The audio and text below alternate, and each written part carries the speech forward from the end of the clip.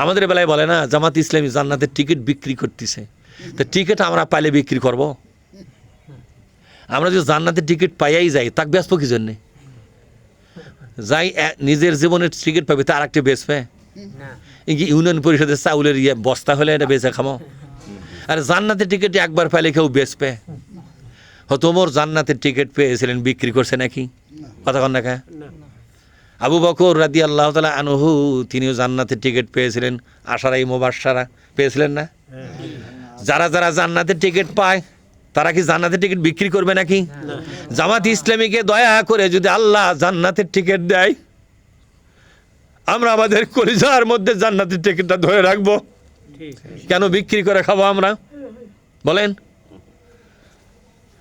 আসলে ক্ষমতার চেয়ারের মধ্যে ধাক্কা পড়ে গেছে জামাত ইসলামের কারণে। ক্ষমতার চেয়ারে ধাক্কা পড়ে গেছে, ক্ষমতা হারাবার ভয় ধরে গেছে। ফেরাউন এই ভয় করেছিল।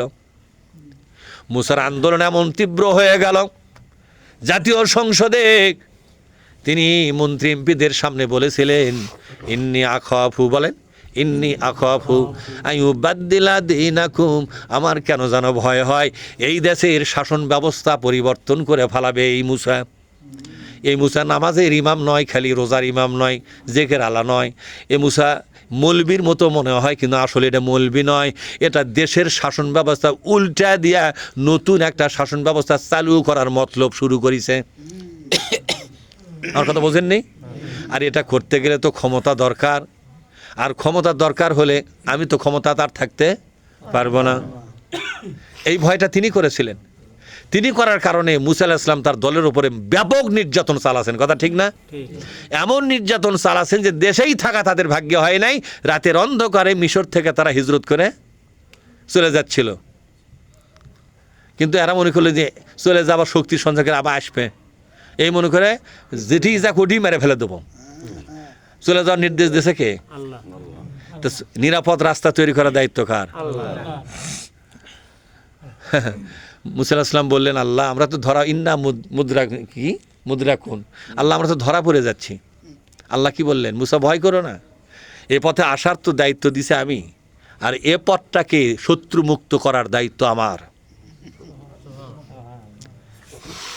ওমাই ইয়াতাওয়াক্কাল, বলেন ওমাই ইয়াতাওয়াক্কাল আলাল্লাহি ফাহুয়া হাসবুহু, কোনো ব্যক্তি যদি আল্লাহর প্রতি ভরসা করিয়া আল্লাহর কথা নির্দেশ অনুযায়ী যদি বেরিয়ে পড়ে, ওই লোকটাকে হেফাজত করার দায়িত্ব আল্লাহ একাই গ্রহণ করে। আল্লাহ সাগর পার করে দিলেন, হ্যাঁ, লোহিত সাগর, তাই না? অনেকে বলে নীলনদ, না নীলনদ নয়, নীলনদ ছিল তার এই শিশু বয়সে বাক্সটা ভেসে দেওয়ার জন্য নীলনদ। আর ফেরাউন ডোবার জায়গা কোনটা? হ্যাঁ, লোহিত সাগর। নদী, নদ মানে তো অন্য জিনিস, নদী হলো মহিলা লিঙ্গ।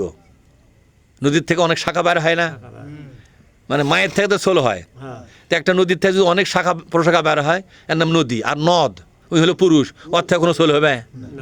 এই জন্য নদ বলা হয় ওই একলাই, ওর কোনো শাখা প্রশাখা নাই, ওই মরদ।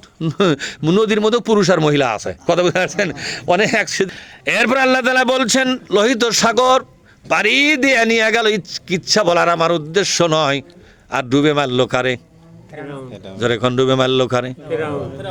আজকে দেখা যায় জামাত ইসলামীকে এমন অত্যাচার নির্যাতন করলো, আল্লামা সাঈদীকে হত্যা করে ফেললো, মাওলানা মতিউর রহমান নিজামীকে হত্যা করে ফেললো, আমিরে জামাত সাবেক ছিল অধ্যাপক গোলাম আজম, তাকে পিজি হাসপাতালে বিষ প্রয়োগ করে তাকেও হত্যা করলো।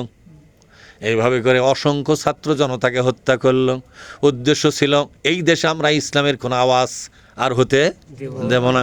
ইসলামের জন্য যারা আল্লাহর প্রতি ভরসা করে ময়দানে কামড়ে ধরে টিকে থাকে, তাদেরকে দাঁড়িয়ে রাখার দায়িত্ব কার? মুসা নবীকে যে আল্লাহ রক্ষা করেছিল ইসলামের জন্য, ইসলামের বিজয়ের জন্য, আজকে জামাত ইসলামীকে আল্লাহ রক্ষা করেছেন ইসলামের বিজয়ের জন্য। ফেরাউনকে ডুবে মেরেছেন সাগরের ভিতরে, আর আওয়ামী লীগকে বর্ডার পার করে দিয়ে এলাকা সাফ করে ফেলাছে।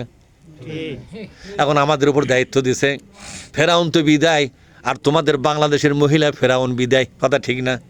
ফেরাউন বিদায় হওয়ার পরে সেই দেশে ইসলাম কায়েম হয়, এখন মহিলা ফেরাউনকে আমি আল্লাহ নিজের দায়িত্বে বিদায় করে দিলাম, এখন তোমাদের দায়িত্ব হলো এই বাংলার জমিনটাকে আল্লাহর হাতে উঠাইয়া দেওয়া। কথা ঠিক না? জমিন যার আইন চলবে কার? আল্লাহর। এবার এই লোকগুলোকে আল্লাহ তাআলা আশ্বস্ত করে বললেন, ও বান্দারা শোনো, তোমরা আমার নতুন বান্দা, কেবলই প্রবেশ করলাম আমার ইসলামের ভিতরে, তোমাদের জন্য আমি জান্নাতের এই ঘোষণা দিয়ে দিলাম। আমি বানায় বলছি না, কলু জান্নাতিন তাজরি মিন তাহতিহাল আনহার, এমন একটা জান্নাত দিয়ে তোমাদেরকে বরণ করব যে জান্নাতের তলদেশ দিয়ে ঝর্ণা প্রবাহিত হয়, খালিদিনা ফিহা, চিরদিন থাকবে সেই জান্নাতে।